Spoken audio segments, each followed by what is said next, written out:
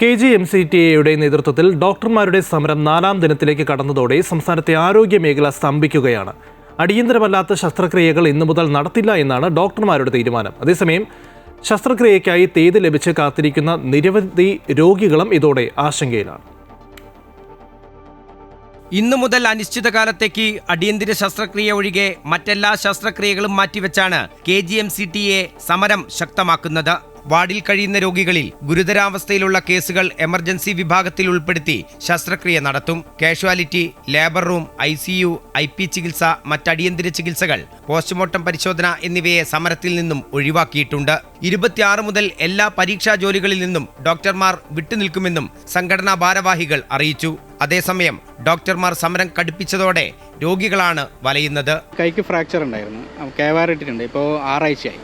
അപ്പോൾ 2 ആഴ്ച മുമ്പ് അന്നേരം പറഞ്ഞു ഈ രണ്ടാഴ്ച കൂടി കഴിഞ്ഞിട്ട് റെഡിയാക്കാമെന്നാണ്, റിമൂവ് ചെയ്യാമെന്നാണ്. അപ്പോൾ ഇവിടെ എത്തിയവരാണ് പറഞ്ഞത് സമരത്തിലാണ്. ഓൺലൈനായിട്ട് എടുത്തതാണ് OP ടിക്കറ്റ്. അപ്പോൾ ഇവിടെ കൗണ്ടറിൽ വന്നവരാണ് മൊത്തം കാലിയാണ്, ഡോക്ടേഴ്സ് ഇല്ല എന്നാണ് പറയുന്നത്. അപ്പോൾ ഇന്ന് ഇവിടുന്ന് റിമൂവ് ചെയ്ത് കിട്ടിയില്ല, പിന്നെ പ്രൈവറ്റ് ഹോസ്പിറ്റലിൽ പോയിട്ട് ചെയ്യേണ്ടി വരും. ഇപ്പോൾ ഞാൻ ആംബുലൻസിലെ ഡ്രൈവറാണ്. ഇവിടെ ഇന്നലെ മെഞ്ഞാന്നൊക്കെ വന്നിട്ട് വളരെയേറെ ബുദ്ധിമുട്ടാണ്. ഡോക്ടർമാർ എന്തിനാ സമരം ചെയ്യുന്നത് ഏതാണെന്നുള്ളത് ഒരു പിടുത്തമില്ല. കാരണം വെച്ചാൽ ഇപ്പം പേഷ്യൻറ്റിനെ കൊണ്ടുവന്നിട്ട് വണ്ടി അവിടെ എടുക്കുക, ഇതാണ് ഇവിടുത്തെ സ്ഥിതി. വളരെ മോശപ്പെട്ട രീതിയിലാണ് ഇവിടുത്തെ കാര്യങ്ങൾ പോകുന്നത്. ശരാശരി ഒരു ദിവസം 80ഓളം ശസ്ത്രക്രിയകളെങ്കിലും വിവിധ വിഭാഗങ്ങളിലായി ഓരോ മെഡിക്കൽ കോളേജിലും നടക്കുന്നുണ്ട്. ഇതാണിപ്പോൾ നിലച്ചിരിക്കുന്നത്. ഘട്ടം ഘട്ടമായാണ് സമരം ശക്തമാക്കിയതെന്നും സർക്കാർ അനുകൂല സമീപനം സ്വീകരിക്കുന്നില്ലെന്നുമാണ് KGMCTAയുടെ പരാതി. ഭാവിയിലെ ഡോക്ടർമാരാണ് ഇവിടെ പഠിക്കുന്നത്, അതും വളരെ ഹെക്റ്റിക്കായിട്ടുള്ളൊരു ഷെഡ്യൂൾഡാണ്. അപ്പം അതൊക്കെ നമ്മൾ മനസ്സിലാക്കിക്കൊണ്ട് തന്നെ നമ്മൾ അക്കാഡമിക് ബോയ്ക്കോട്ടിലേക്ക് നമ്മളെ തള്ളിവിടുകയാണ് സർക്കാർ ചെയ്യുന്നത്. കാരണം നമ്മൾ പടിപടിയായിട്ടാണ് നമ്മുടെ സമരം മുന്നോട്ട് കൊണ്ടുപോയിക്കൊണ്ടിരുന്നത്. 24ാമത്തെ ദിവസമാണ് ഞങ്ങളുടെ നിരാഹാര സമരം, 4ാമത്തെ ദിവസമാണ് OP ബഹിഷ്കരണം, കണ്ടിന്യൂസ് ആയിട്ടുള്ള OP ബഹിഷ്കരണം. ഇന്നിപ്പോൾ എലക്റ്റീവ്സാണ് ബഹിഷ്കരിക്കുന്നത്.